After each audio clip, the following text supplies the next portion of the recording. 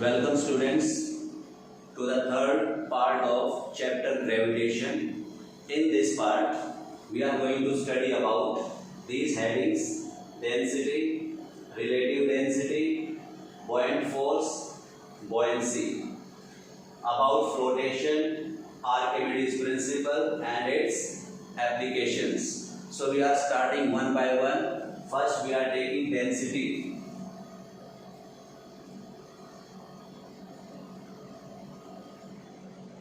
Density is basically a ratio of mass of the object to its volume. अगर किसी object के मास को हम वॉल्यूम से डिवाइड कर देते हैं तो we get a term called density. तो लिखते हैं it is ratio of mass of object to its volume. और आपको पता है mass is amount of matter contained in an object and volume is mass is amount of matter in an object and volume is space occupied by the object. और इसका unit होता है आपका KG और इसका यूनिट होता है metre cube. तो ये हो गई आपकी मास एंड वॉल्यूम और इन्हीं की जो रेशियो है दैट इज कॉल्ड डेंसिटी. तो हम लिख सकते हैं आप density is equal to mass upon volume. Symbols में हम इसको लिखेंगे डी. कई बार इसको ना रो लिखा जाता है. This symbol mass m and volume v. अब इसकी यूनिट्स, मास का unit KG, volume metre cube. तो ये यूनिट बन गई आपकी केजी पर मीटर क्यूब. तो this is SI unit of density. In CGS system this unit is gram per centimetre cube. ये हमें याद रखनी पड़ेगी क्योंकि जो हम मेजरमेंट्स वगैरह करेंगे वो छोटी यूनिट्स में होगा. We will be dealing with grams and centimetre cube. एक चीज और इसमें नोट करो, वॉल्यूम का एक और यूनिट है, यूनिट ऑफ वॉल्यूम. इसको हम लीटर भी लिखते हैं एल. और एक लीटर में होते हैं 1000 ml and this 1 ml is equal to 1 centimetre cube. ये आपको याद रखना है. 1 centimetre cube will be equal to 1 ml क्योंकि जितने भी ग्रेजुएटेड सिलेंडर्स होते हैं लैब्स में उनमें ml में रीडिंग दी होती है. तो जब चेंज इन वॉल्यूम देखते हो आप तो आपकी रीडिंग्स आती है मिलीलीटर्स में. तो हमें उसको कन्वर्ट करना पड़ता है सेंटीमीटर क्यूब में. तो ये आपको याद रखना पड़ेगा. अब आगे डेंसिटी ऑफ वाटर की बात करते हैं बेटा. Density of water at 4 degree Celsius this is 100 kg पर मीटर क्यूब. ये 4 डिग्री सेल्सियस क्यों लिया हमने? बिकॉज वाटर एक अलग टाइप का कंपाउंड है. इसका टेम्परेचर अगर 4 डिग्री से कम होता है या 4 डिग्री से ज्यादा होता है, if temperature of water becomes more than 4 degree Celsius और लेस देन 4 डिग्री सेल्सियस, तो जो इसकी डेंसिटी है डिक्रीज हो जाएगी due to increase in volume. तो पानी का वॉल्यूम टेम्परेचर बढ़ने से 4 डिग्री से ज्यादा या टेम्परेचर कम हो जाए 4 डिग्री से कम तो उसका वॉल्यूम इंक्रीज हो जाएगा due to which its density will decrease. ये आपको याद रखना है। तो हम पानी की डेंसिटी 4 डिग्री सेल्सियस पे ही लेते हैं इन कैलकुलेशंस। इन सीजीएस सिस्टम ये जो वैल्यू है this becomes 1 gram per centimetre cube. This is 1 gram per centimetre cube means mass of 1 ml or 1 centimeter cube of water at 4 degrees Celsius will be 1 gram only। ये आपको याद रखना है। उसके बाद ये जो डेंसिटी है इसका यूज क्या होता है हमारे लिए, why it is calculated। तो हमारे लिए यूज होता है to find the purity of sample। अब कैसे फाइंड करते हैं इसकी प्योरिटी? बिल्कुल प्योर सब्सटेंस या प्योर सैंपल करके साइंटिस्ट ने कंट्रोल्ड कंडीशंस में डेंसिटी निकाल रखी है लगभग हर सब्सटेंस की, और वो वैल्यू रेफरेंस वैल्यू होती है। Reference value calculated in controlled conditions by scientist. ये रेफरेंस वैल्यू है। और आपको कोई भी सैंपल दिया गया उसकी डेंसिटी आप कैलकुलेट करोगे by using this formula mass upon volume, और वो वैल्यू होगी आपकी ऑब्जर्व्ड वैल्यू। तो उस ऑब्जर्व्ड वैल्यू को और इस रेफरेंस वैल्यू को कंपेयर करेंगे and we can tell whether the substance is pure और not.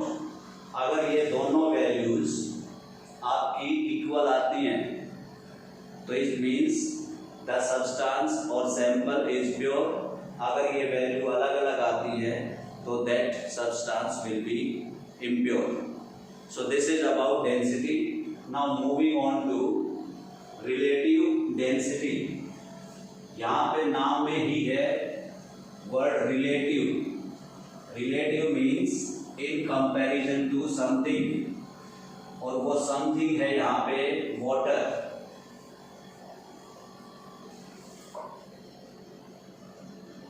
relative density, it is the ratio of density of substance to density of water at 4 degree Celsius। ये याद रखना है, it should be at 4 degree Celsius. तो formula क्या बन जाता है, R D this is equal to density of substance upon density of water. यहाँ पे फिर लिख रहा हूं मैं 4 डिग्री सेल्सियस। ये आपको याद रखना पड़ेगा। और ये वैल्यू कितनी है, 1000 kg पर मीटर क्यूब। अब इस फॉर्मूले से हम फाइंड करते हैं कि अगर आपको कोई दो वैल्यू गिवन है तो थर्ड कितनी है। तो पहले हम यूनिट की बात करते हैं, unit of relative density. It has no unit as it is ratio of densities. इस डेंसिटी की यूनिट भी केजी पर मीटर क्यूब, इसकी यूनिट भी केजी पर मीटर क्यूब। जब हम डिवाइड करेंगे तो दोनों कैंसिल हो जाएंगी, और कैंसिल होने से कोई यूनिट नहीं बचेगी। सो नो यूनिट, और R D is just a pure number.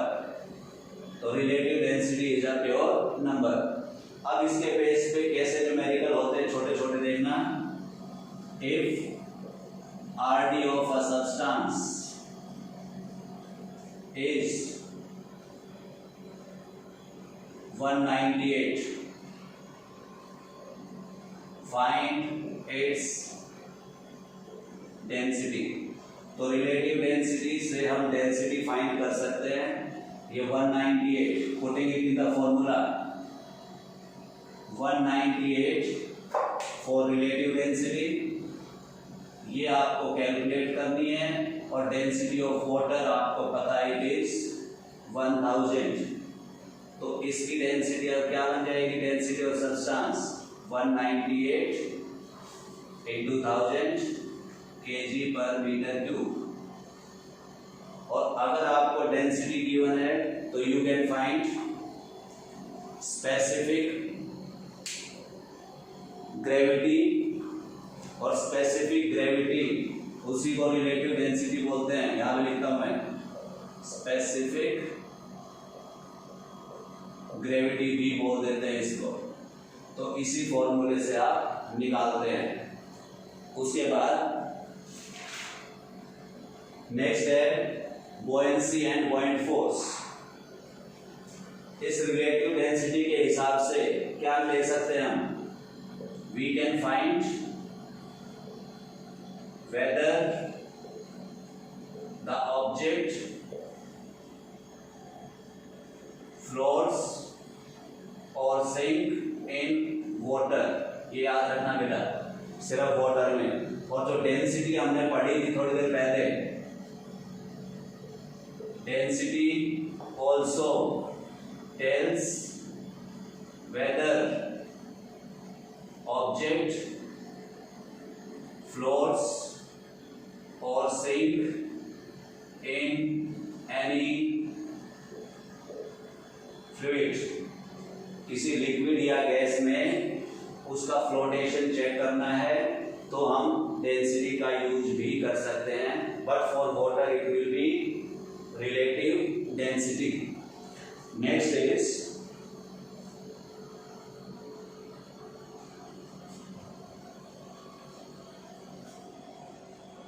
buoyant force and buoyancy।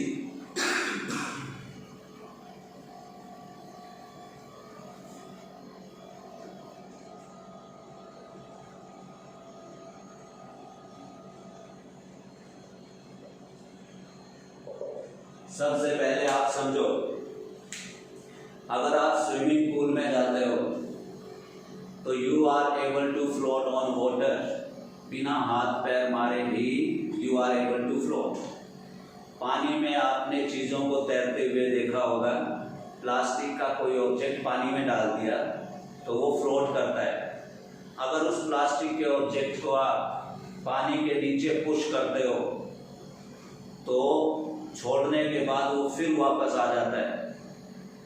तो क्या देख रहे हो तुम? एक फोर्स लगता है किसी भी लिक्विड में जब कोई ऑब्जेक्ट उसके अंदर डाला जाता है, and that force is acting in upward direction. और उसी फोर्स को जो चीजों को फ्लोट करने में हेल्प करता है, दैट इज कॉल्ड बुओयंट फोर्स। तो बुओयंट फोर्स में क्या होता है? When an object is partially or fully, या तो पार्ट में या उसको फुल, immersed in a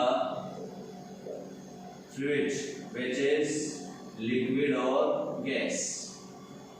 जब किसी ऑब्जेक्ट को पार्शली या फुल्ली उसके अंदर इमर्ज किया जाता है, इमर्ज का मतलब है सिंक करना, then the object experiences an upward force।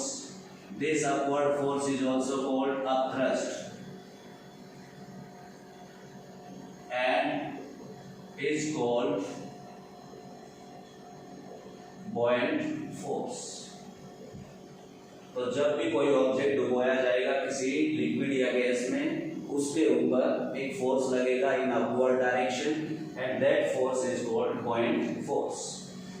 और ये जो प्रोसेस है या फिनोमिना है for exertion of this बॉइंट force, this is called buoyancy. तो हम लिख देते हैं buoyancy, the phenomena of acting buoyant force. तो ये फिनोमिना है बॉयंसी। अब बात ये आती है कि from where does this buoyant force arise, कहां से आया, कैसे आया। तो देखो सिंपल सी बात, every object displaces fluid equal to its volume immersed। Simple सा सोचो, आपके पास एक बाल्टी में पानी है, फुल भरा है अप टू द ब्रिम, आप उसके अंदर अपनी एक फिस्ट ऐसे करके पानी में डुबोते हो अप टू दिस पार्ट, तो उसमें से कुछ पानी निकलेगा। क्यों निकलेगा? फिस्ट ने अपना जो स्पेस चाहिए वो अपना बना लिया वहां पे, और उसने लिक्विड को डिस्प्लेस कर दिया। अब आप दोनों हाथों की फिस्ट उसके अंदर घुसा दो और वाटर निकलेगा, और देखोगे तुम जब दोनों गई फिस्ट अंदर तो मोर वाटर इज डिस्प्लेस्ड, और सिंगल के केस में it was less displacement of water. और अगर उस बकेट में तुम सारे के सारे बैठ जाते हो तो even more water will be spilled out. तो मतलब क्या है कि जितना ऑब्जेक्ट का वॉल्यूम हम इमर्स करते हैं वो ऑब्जेक्ट अपने उस इमर्स वॉल्यूम के बराबर के लिक्विड या गैस को क्या कर देता है? डिस्प्लेस। तो हम लिखते हैं एक चीज और, पहली बात तो ये याद रखना, अब लिखते हैं object displaces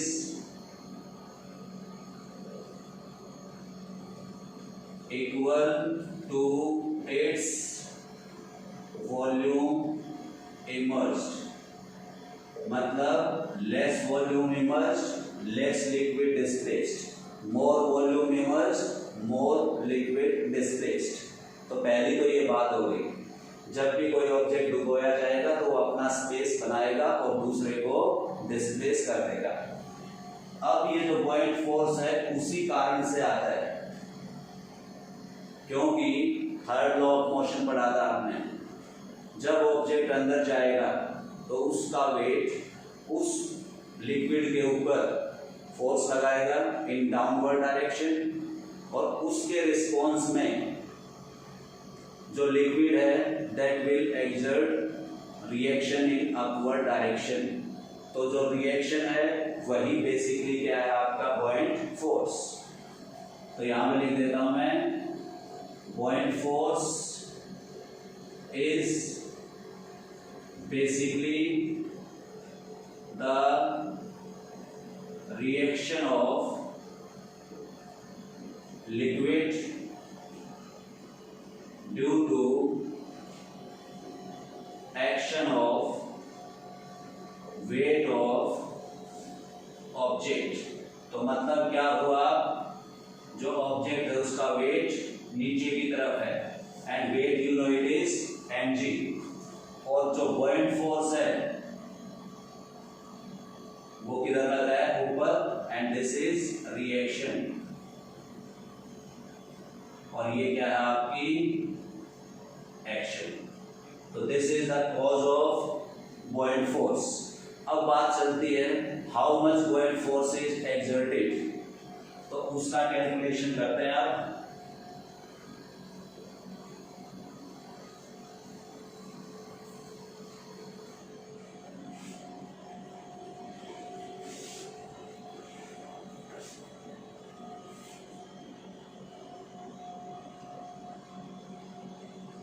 magnitude of buoyant force, this is equal to weight of the liquid displaced. Liquid इसलिए लिखा है मैंने क्योंकि हम गैसेज का स्टडी नहीं करते हैं, गैसेज को हम प्रॉपर तरीके से मेजर नहीं कर पाएंगे क्योंकि गैसेज दे आर लाइटर और वो ऊपर चली जाती हैं एटमॉस्फेयर में, और लिक्विड का हम लेवल चेक कर सकते हैं, तो इसलिए लिक्विड को लेते हैं। तो weight of the liquid displaced will be equal to the buoyant force.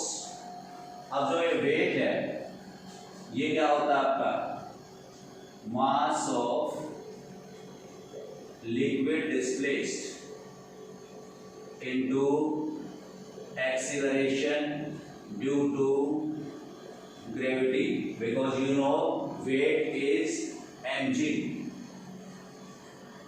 तो this is weight of liquid displaced. अभी आपने डेंसिटी पढ़ी थी,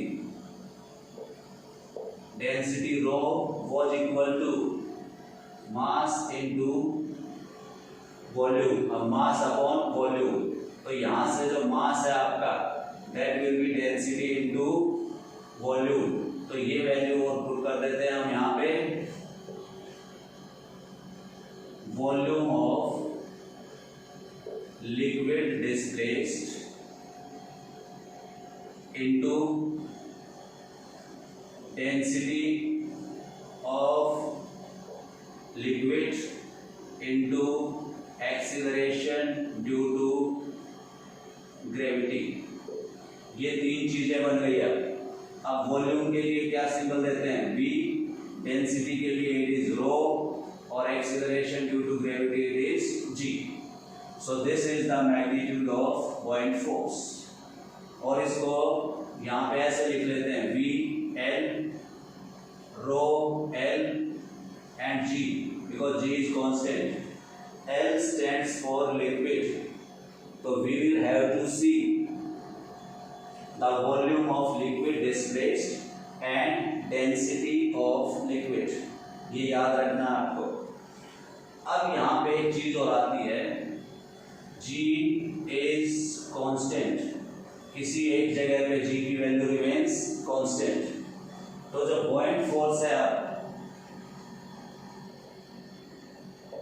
is directly proportional to volume when density is constant. मतलब देखो आपके पास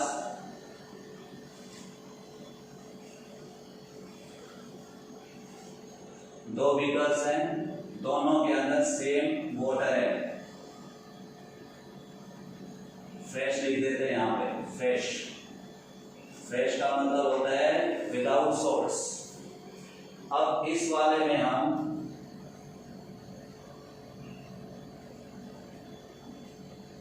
ज्यादा वॉल्यूम के ऑब्जेक्ट को इमर्ज करते हैं, और इस वाले में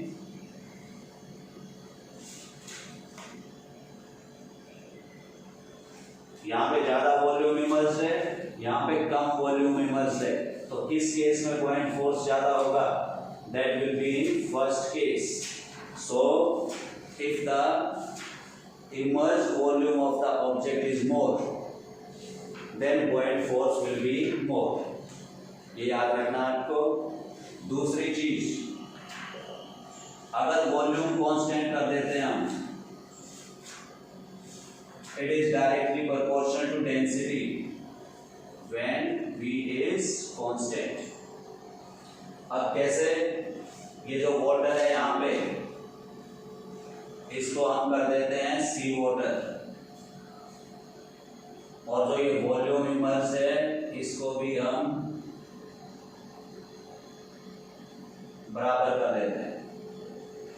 इन दोनों केसेस में क्या है, volume immersed is same but liquids are different. एक जगह पे फ्रेश वाटर है, एक जगह पे सॉल्टी वाटर है। डेंसिटी किसकी ज्यादा होती है, सॉल्टी वाटर की। Density of salty water is more then density of fresh water. तो किस केस में ज्यादा पॉइंट फोर्स लगेगा, that will be in salty water. तो जिसकी डेंसिटी लिक्विड की ज्यादा होगी, that liquid will exert more point force. आपने डेड सी सुना होगा, डेड सी में बहुत सारा अमाउंट ऑफ सॉल्ट भरा है, तो उसकी जो डेंसिटी है वो बहुत ज्यादा है और उसके अंदर कोई भी चीज सिंक नहीं करती है। क्यों सिंक नहीं करती है?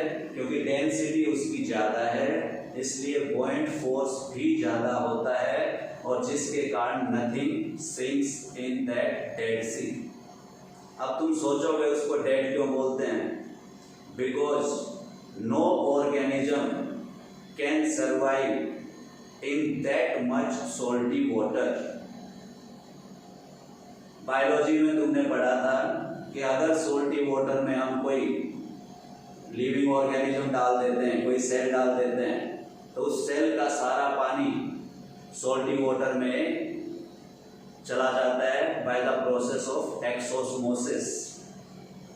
तो यहाँ पे भी अगर कोई ऑर्गेनिज्म डेड सी में जाएगा तो उसकी बॉडी का सारा लिक्विड बाहर चला जाएगा and that person will die, that organism will die, so that's why it is called dead sea। और डेंसिटी ज्यादा होने के कारण everything floats there, so more density leads to more buoyant force। ये आपको याद रखना है। और buoyant force again it is force, so its unit is Newton। यहाँ पे लिख देते हैं unit of buoyant force is Newton। तो this is about buoyant force। उसकी हमने देखी कैलकुलेशन कैसे करते हैं और किस किस फैक्टर पे वो डिपेंड करता है। अब उसके बाद आता है flotation.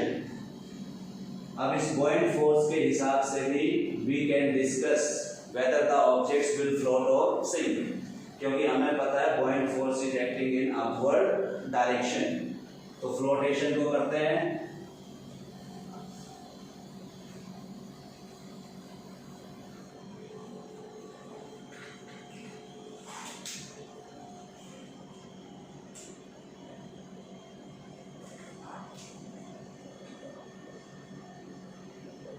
Flotation basically tells you whether object sink और फ्लोट्स।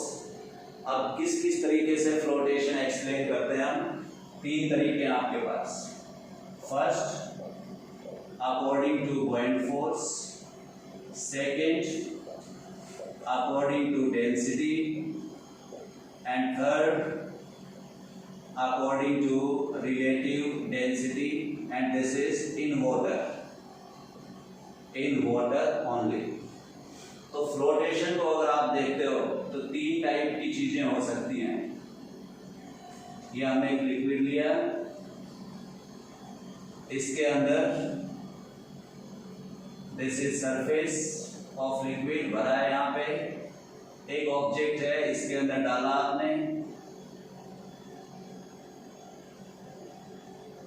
ये ऑब्जेक्ट है, it is partly above water and partly below water।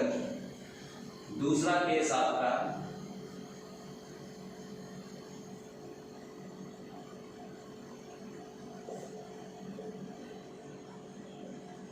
जो ऑब्जेक्ट है that is completely under water but along the surface। और जो थर्ड केस बनता है आपका,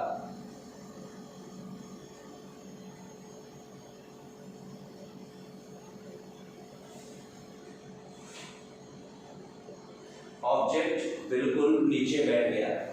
तो ये जो दो फर्स्ट वाले हैं, ये केसेस है फ्लोट के और ये है आपका सिंक का।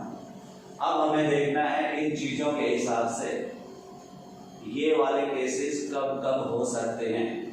फर्स्ट लेते हैं buoyant फोर्स को। ऑब्जेक्ट का वेट जो है नीचे की तरफ होगा और buoyant फोर्स ऊपर। ये आपने देख लिया था पहले, वेट नीचे और buoyant फोर्स ऊपर। तो इसको हम देखते हैं क्या relation, if weight of object is less then buoyant force, मतलब buoyant force is more, तो उस टाइम पे object is going to float like this. Second case में buoyant force and weight they are equal to each other, and in third weight is more than buoyant force, तो wait ज्यादा है तो इसलिए वो सिंक हो गया। अगर ये दोनों इक्वल हैं, बैलेंस फोर्सेस बन गए, तो इस तरीके से फ्लोट करेगा object. Now according to density, density of substance D लिख देता हूं मैं, density of substance is less than density of liquid. यहां पे लिक्विड कर दिया मैंने बेटा, तो याद रखना अगर किसी लिक्विड की डेंसिटी ज्यादा है, सब्सटेंस की कम है, तो it will float like this. अगर ये दोनों बराबर हो जाती हैं तो दिस केस विल अकर, और अगर सब्सटेंस की डेंसिटी ज्यादा है लिक्विड से तो that will sink. Now according to relative density, relative density आपको बताया गया था it is a pure number, और यहां पे सिर्फ वाटर को कंसीडर करेगा ये। If relative density is less than one, तो इस केस में ये फ्लोट करेगा। इक्वल टू 1 है तो इस तरीके से फ्लोट करेगा, and if relative density is more then 1 तो ये सिंक कर जाएगा।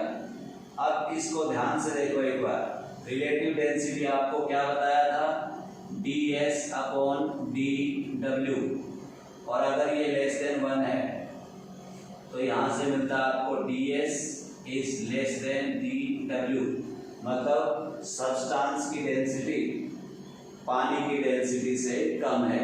तो ये देखो ये और ये, अगर लिक्विड की जगह हम वाटर मान लेते हैं तो ये एक्सप्रेशन और ये एक्सप्रेशन सेम होती है। तो this is how relative density is related to density, and we can tell whether object float or sink in water according to relative density. So this is about flotation. Next topic is Archimedes principal.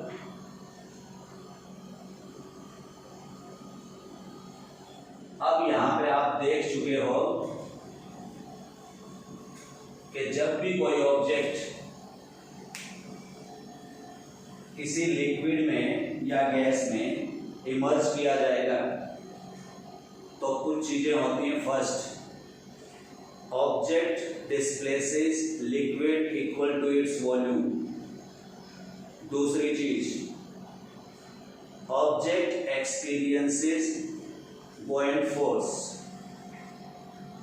Third, that buoyant force is equal to weight of the liquid displaced.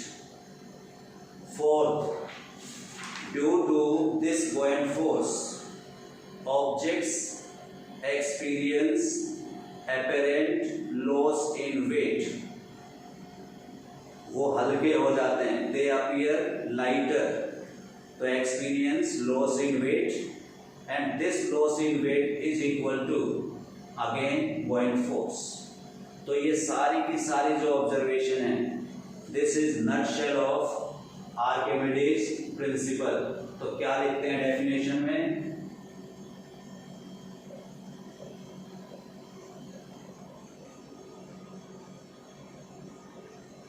when an object is partially or fully immersed in a liquid or gas, इनको बोलते हैं fluids, it experiences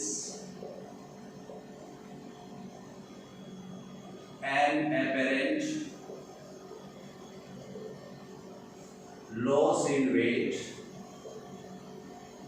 equal to, this loss in weight is equal to buoyant force which is equal to weight of liquid displaced। मतलब जब object को डुबोएंगे हम partially या fully, वो liquid को डिस्प्लेस करेगा, उस डिस्प्लेस्ड लिक्विड के वेट के बराबर will be buoyant force and buoyant force के बराबर होगा apparent loss in weight of the object। That's why object appears to be lighter। तो यहाँ पे इसको एक बार मैं मैथमेटिकली फिर लिख देता हूँ। Volume of object immersed is equal to volume of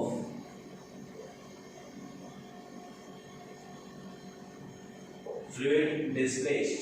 पहली बात तो ये है। उसके बाद weight of liquid displaced is equal to buoyant force which is equal to VL DLG, and this is equal to